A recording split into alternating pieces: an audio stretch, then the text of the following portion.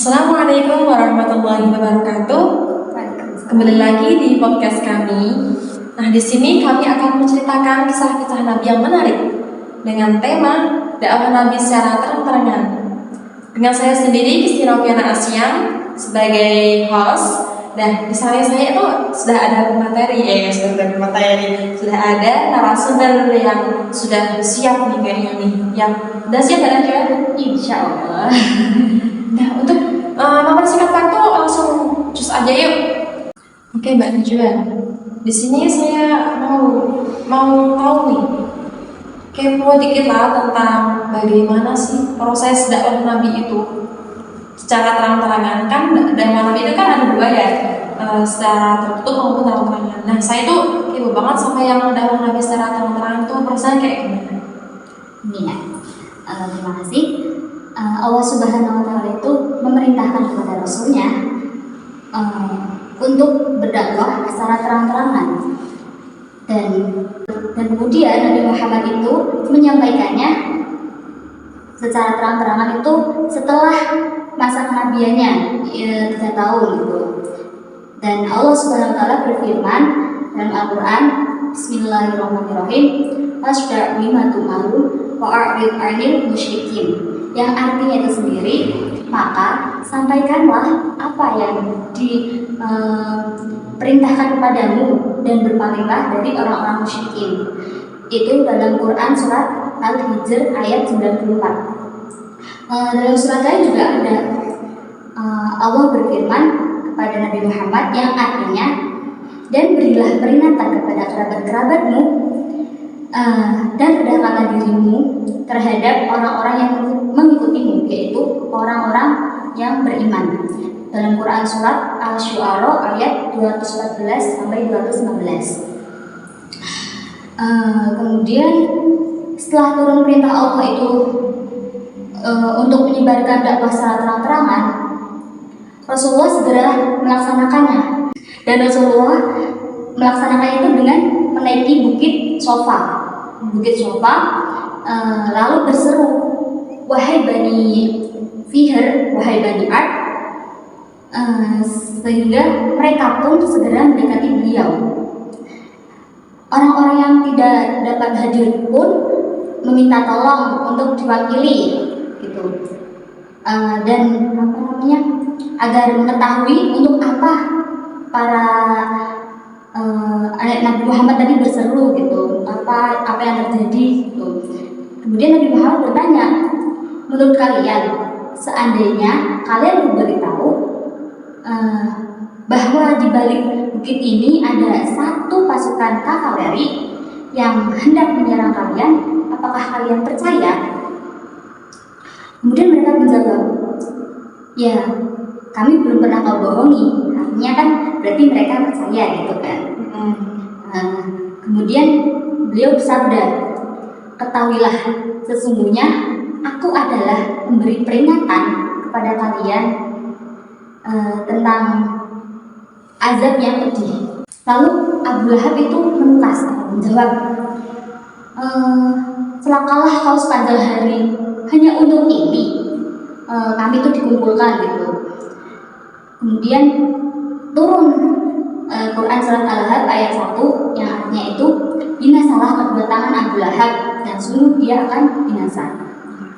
Selanjutnya Rasulullah turun dari bukit itu dan menjalankan perintah Allah yang tadi dari turunan ayatnya itu, yang artinya, dan berilah peringatan kepada kerabatmu yang terdekat itu, yaitu dengan cara mengumpulkan semua keluarga dan sanak keluarga terdekatnya.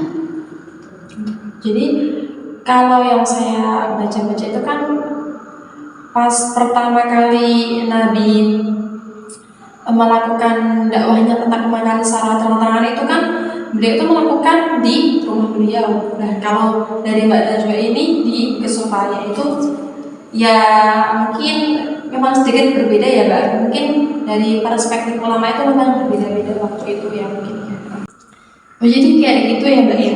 Itu sangat menambah pengetahuan saya loh, karena saya tuh tahunya cuma pas di umumnya itu di rumah Nabi. Saya tanya tuh begitu, ternyata ada juga cerita yang dari Bukit Sofa. Oke.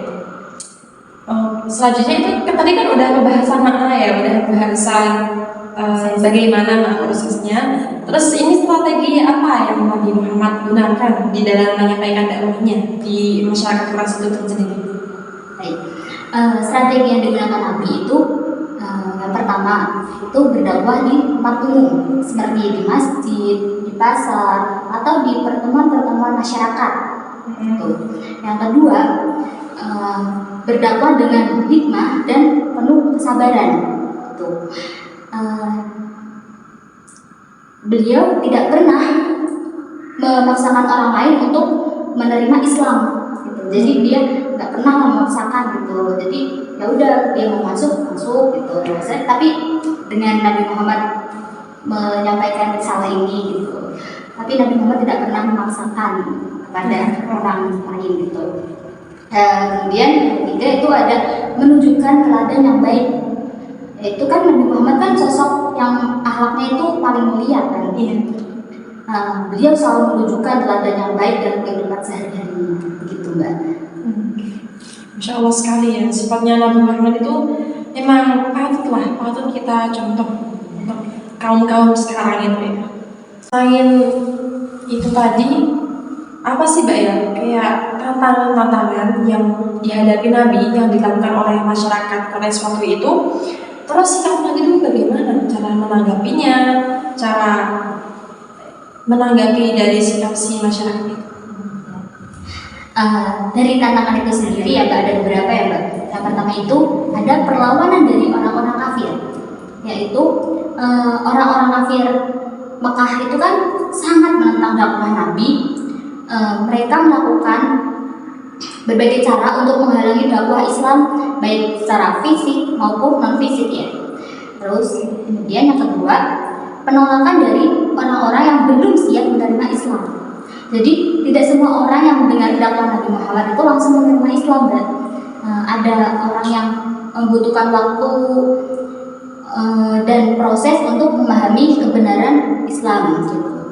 Kemudian ada ketidaktahuan mereka tentang Islam. Banyak orang-orang di Mekah itu yang tidak mengetahui tentang Islam secara benar, secara luas gitu. Ini dapat menjadi tantangan tersendiri bagi Nabi Muhammad dalam menyampaikan dakwahnya tersebut. Kemudian sikapnya yang Nabi lakukan, ya, yang Nabi lakukan itu dalam menghadapi tantangan itu adalah dengan penuh kesabaran, kemudian ketekunan dan keikhlasan. Sabar itu ya seperti di tadi pas menghadapi tantangan-tantangan itu dihadapi dengan penuh sabar, ikhlas, dan tekun gitu. Kemudian Nabi juga tidak pernah menyerah dalam berdakwahnya, bahkan di tengah penderitaan yang dialaminya pun Nabi jadinya tidak pernah menyerah. Jadi patut dicontoh sekali ya itu ya, sifat-sifat Nabi yang seperti itu. Jadi untuk yang terakhir ya Mbak ya, ini kan tadi udah membahas banyak nih ya, mulai dari pelatihan, cara proses, strategi, sampai tantangan. Dan di situ dari kesimpulan yang saya tanyakan tadi itu apa sih hikmah yang dapat kita ambil atau kita contoh sebagai mahasiswa supaya kita juga bisa meneladani kisah-kisah Nabi, sifat-sifat Nabi yang bisa kita terapkan di zaman yang sekarang ini. Baik, hikmah yang dapat diambil itu Islam sekarang itu semakin berkembang dan tersebar luas karena itu tadi dakwah secara Nabi yang dilakukan secara terang-terangan itu telah membuka jalan bagi perkembangan dan penyebaran Islam di seluruh dunia pada saat ini juga. Kemudian meningkatkan keimanan dan ketakwaan umat Islam gitu, agar semakin takwa kepada Allah Subhanahu wa taala gitu. Terus keimanannya bertambah gitu. Dan bisa menjauhi larangan-larangannya gitu dan menjalankan perintahnya Allah Subhanahu wa taala. Kemudian dapat menjadi teladan bagi para masyarakat awam gitu. Dari sifat-sifat Nabi tadi gitu dapat menjadi teladan. Nah, itu tadi ya teman-teman, penjelasan kisah-kisah Nabi tentang dakwah Nabi secara terang-terangan yang mungkin bisa menambah pengetahuan kita yang tadinya kita cuma tahu hikmah-hikmahnya, kita jadi tahu proses-prosesnya dan lain-lain. Jadi kita semua sebagai mahasiswa, kalau bisa ya kita mengambil poin-poin positif dari yang ada di podcast ini.